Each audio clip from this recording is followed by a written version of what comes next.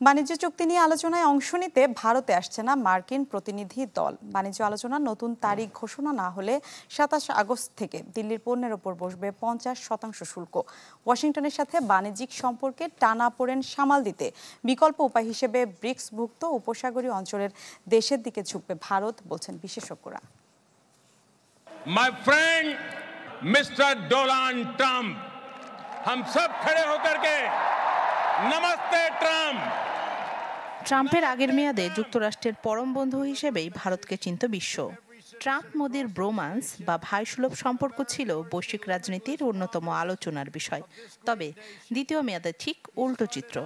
রাশিয়ার সাথে প্রতিরক্ষা ও জ্বালানি বাণিজ্য ধরে রেখেছে মোদি সরকার, যাতে পাল্টেছে ওয়াশিংটন দিল্লির কূটনৈতিক ও বাণিজ্যিক সম্পর্কের সমীকরণ।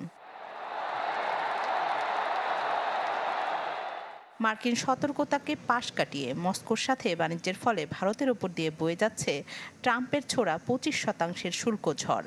এর দফা রফা করতে বাণিজ্য আলোচনায় ভারতে আসার কথা ছিল যুক্তরাষ্ট্রের প্রতিনিধি দলের। তবে ২৫ থেকে ২৯ আগস্ট পূর্ব নির্ধারিত দ্বিপক্ষীয় বৈঠকটি বাতিল করেছে ওয়াশিংটন। আলোচনার নতুন তারিখও হয়ে পড়েছে অনিশ্চিত। ফলে ২৭ আগস্ট থেকে ভারতীয় পণ্যের ওপর যুক্তরাষ্ট্রে যে অতিরিক্ত শুল্ক আরোপ করতে যাচ্ছে তার আগে সমাধানের আশাও অনেকটা ক্ষীণ। নতুন শুল্ক কার্যকর হলে কিছু পণ্যের ওপর কর হার বেড়ে দাঁড়াবে ৫০%, যা যুক্তরাষ্ট্রের যে কোনো বাণিজ্য অংশীদারদের মধ্যে সর্বোচ্চ। যুক্তরাষ্ট্রের এমন সিদ্ধান্তের পেছনে কারণ হিসেবে দেখানো হচ্ছে বাণিজ্য ঘাটতি ও নয়াদিল্লির মূল্য ছাড়ে রাশিয়ার অপরিশোধিত তেল কেনা অব্যাহত রাখার বিষয়টি। সমাধানে আসতে ওয়াশিংটন দিল্লির ৫ দফা বৈঠক হয়েছে ব্যর্থ।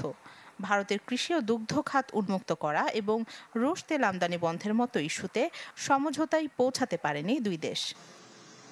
ভারতের পররাষ্ট্র মন্ত্রণালয়ের দাবি, শুধুমাত্র রুশ তেল কেনার জন্য দিল্লিকে লক্ষ্যবস্তু করছে যুক্তরাষ্ট্র। এদিকে অতিরিক্ত শুল্কের জবাবে ভারত ও যুক্তরাষ্ট্র থেকে প্রতিরক্ষা সরঞ্জাম ও অস্ত্র কেনা স্থগিত রেখেছে, যা ইঙ্গিত দেয় অস্ত্রের চাহিদা মেটাতে যুক্তরাষ্ট্র ছাড়াও বিকল্প উৎস আছে নয়াদিল্লির। সেই সাথে পাল্টা পদক্ষেপের রূপরেখা তৈরি করতে শুরু করেছেন ভারতের শীর্ষ নীতি নির্ধারকরা। এক্ষেত্রে যুক্তরাষ্ট্রের বিরুদ্ধে পাল্টা শুল্ক আরোপের পাশাপাশি ব্রিক্স জোট সহযোগী ও পশ্চিমা দেশগুলোর বাইরের অর্থনীতির সাথে বাণিজ্যিক সম্পর্ক স্থাপনের দিকে জোর দিচ্ছেন বিশ্লেষকরা।